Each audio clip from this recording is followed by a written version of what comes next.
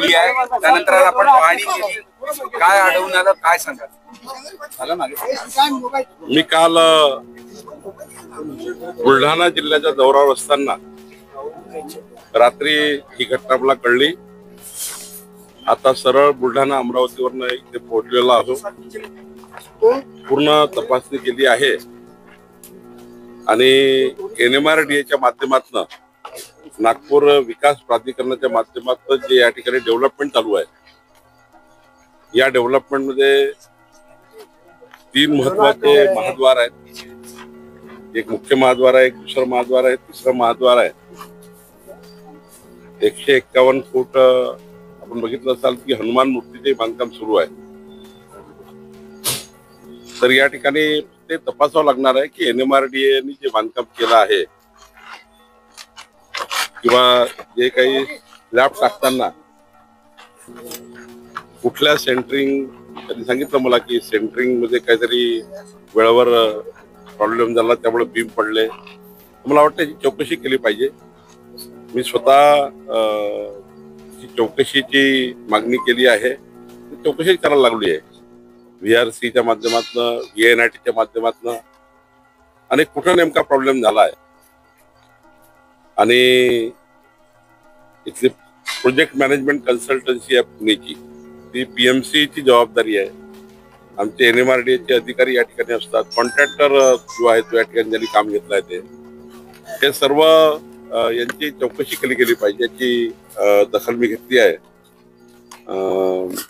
चौकशी अंती जे काही रिपोर्ट येतील उच्चस्तरीय चौकशी केली पाहिजे असे मी या ठिकाणी सांगितलं आहे. आणि पुढचे जे बांधकाम आहे ते सुद्धा त्या ठिकाणी चांगल्या क्वालिटीनी, म्हणजे VNITनेच, बाकी छोटी या सर्व कामाला VNITचं अप्रुव्हल असतं.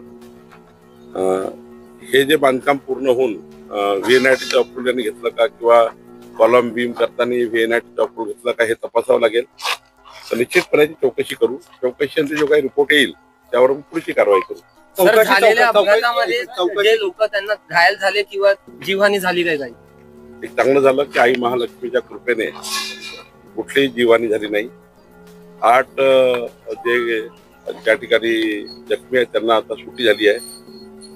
5 लोकांना अलेक्सिस आणि मॅक्स मध्ये ऍडमिट आहे. एकांना थोडी ब्रेन इंजुरी आहे. बाकी तर जवळपास सर्व स्टेबल आहे असं मी आता विचारलेलं आहे. कोणतीच जीवहानी झाली नाही. सर्वांचेच प्राण वाचलेले आहे आईच्या कृपेने. पण खऱ्या अर्थाने अशी दुर्घटना होणे हे काही योग्य नाही आहे. त्याची चौकशी आम्ही करणार. आपण चौकशी करणार आहे, पण त्याच्यासाठी अशी काही कालमर्यादा ठरवून देणार की किती दिवसात चौकशी करा आणि काय कसं? त्याच्यामध्ये VNITची चौकशी केली पाहिजे. अजून काही कुठल्या चौकशी करावं लागते, कारण अधिकारी NMRDA हे काही कोराडी महालक्ष्मी संस्थांचं काम नाही. हे NMRDA सरकारच्या माध्यमातून आपण NMRDAला हे काम दिलं आहे. त्यानंतर VNIT याच्यावर देखरेख ठेवतं. त्यानंतर प्रोजेक्ट मॅनेजमेंट कन्सल्टन्सी आहे ती देखरेख ठेवतं. 3 देखरेख ठेवतं, 3 विभाग. आणि त्यानंतर मग कॉन्ट्रॅक्टर काम करतो. आर्किटेक्ट डिझाईन फायनल करतात, इंजिनिअरिंग फायनल होतं. इतकं मोठं डिझाईन करतात. बघितलं मोठे गेटचं काम चालू आहे, हायवेला सुरू आहे. 2 गेटचं काम चालू आहे.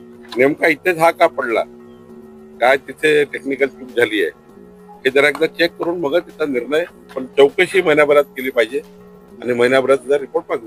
प्रथम दर्शनी काही सिमेंट आणि लोखंड यामध्ये दिसून पडतंय. तुम्हाला चौकशी अंती निकृष्ट आहे की चांगला आहे की वाईट आहे हे नंतर ठरवता येईल.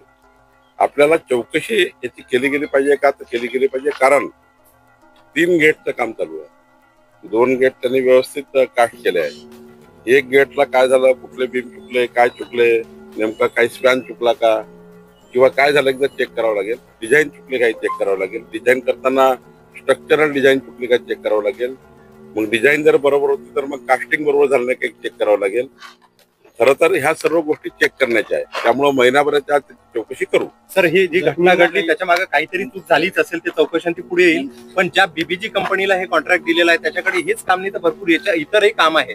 तर कुठेतरी त्या कामाला काही प्रतिबंध बसेल का, की काय पुढच्या कामाची करल्यानंतर शेवटी बाकी कामात या कामाचा काही संबंध नसतो. ज्या कामात हे झालं आहे, ज्या कामामध्ये या ठिकाणी हा ऍक्सिडेंट झालाय, हा जो मोठा दुर्घटना झाली आहे, या कामाचं चेकिंग केलं पाहिजे. बाकी इतर ठिकाणी कामं चालू असतील त्याचा याचा काही संबंध नाही, पण या ठिकाणी जे काम चालू आहे त्याची चौकशी मात्र या घटनेची झाली पाहिजे. याकरता महिनाभराच्या काळामध्ये कंपनी, PMC, NMRDA आणि संबंधित सर्व आर्किटेक्ट, डिझाईन सर्वांची चौकशी आपण करणार आहोत.